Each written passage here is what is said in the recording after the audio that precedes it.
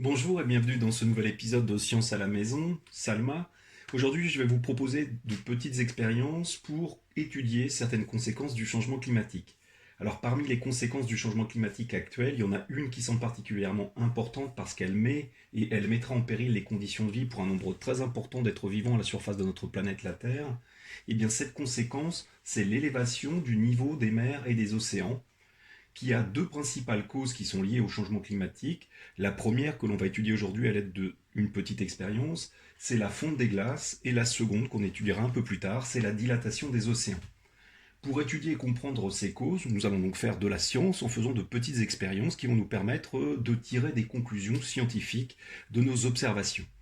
Avant d'aller plus loin, je reviens juste peut-être sur un point que vous avez déjà vu en cours, c'est qu'il existe en fait deux types de glaces à la surface de notre planète la Terre.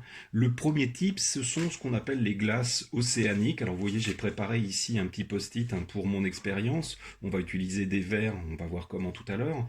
Eh bien, cette glace océanique, c'est ce qu'on appelle la banquise ou les icebergs. On va en trouver en grande quantité en Arctique. Il n'y a pas de continent, ça va être un gros bloc de glace au pôle Nord.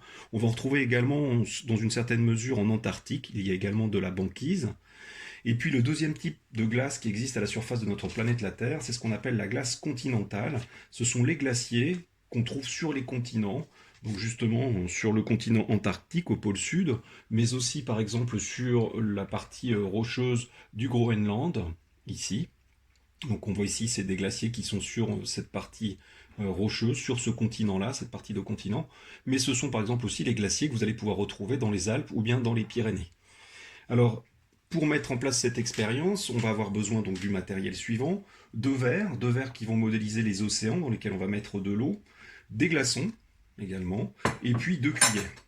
Pour étudier la fonte des glaces océaniques, voilà comment vous allez procéder tout simplement. Je vais vous demander dans un verre chez vous, de placer de l'eau qui modélise donc l'eau liquide des océans, et puis d'introduire quelques glaçons, quelques icebergs. J'en mets quelques-uns. Voilà, j'en mets peut-être pas trop ici, j'en mets deux. Une fois que vous avez fait cela, ces glaçons vont fondre au contact de cette eau. On va étudier le volume, on va étudier si la fonte de ces glaciers, de ces glaces océaniques, de ces icebergs, de cette banquise sont responsables de l'élévation du niveau de la mer. Alors pour le savoir, j'ai placé ici, vous voyez, un repère, c'est une bande de post-it qui me permet de repérer le niveau initial de mon océan. J'aurais pu aussi tracer un petit trait pour avoir ce repère. Et puis on va en parallèle mettre en place un dispositif dans lequel on va faire fondre, on va faire fondre de la glace continentale, c'est-à-dire de la glace de glacier. Donc j'ai également besoin d'océans. Ici, voilà, les océans. Hop, on va être joué par de l'eau.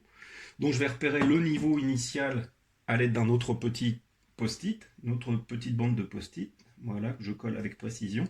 Et pour jouer le rôle de glaciers continentaux, alors ces glaciers ne sont pas initialement présents dans les océans, je vais utiliser ces deux cuillères que je mets, vous voyez, en tête bêche. Donc ce sont les continents en dehors des océans ici, et je vais placer sur ces continents, je vais placer des glaçons qui vont être amenés à fondre à plat. Alors c'est pas toujours évident, vous voyez, même moi j'ai un peu de mal à fondre. Hop, je les mets au-dessus des océans. Cette eau quand les glaciers vont fondre, eh bien l'eau qui les constitue va ruisseler et va être emmenée dans les océans par ruissellement. Et on va laisser fondre donc ces glaçons et on va observer un peu plus tard ce qui se passe d'un point de vue du niveau des océans, c'est-à-dire du niveau de l'eau par rapport au niveau de l'eau dans chacun de ces verres. Donc je vous demande de faire cette expérience chez vous, de reconstituer cette expérience chez vous, et puis d'observer attentivement ce qui se passe d'un point de vue de l'élévation éventuelle des mers et des océans lors de la fonte de la glace océanique ou lors de la fonte de la glace continentale. Voilà, je vous souhaite de bonnes expériences et je vous dis à bientôt pour qu'on puisse discuter de vos résultats. Au revoir. Reproduisez ces expériences à la maison et observez ce qui se produit lors de la fonte de la glace océanique et lors de la fonte de la glace continentale. Envoyez ensuite vos observations au professeur et indiquez quel est le type de glace dont la fonte contribue à l'élévation du niveau des mers et des océans.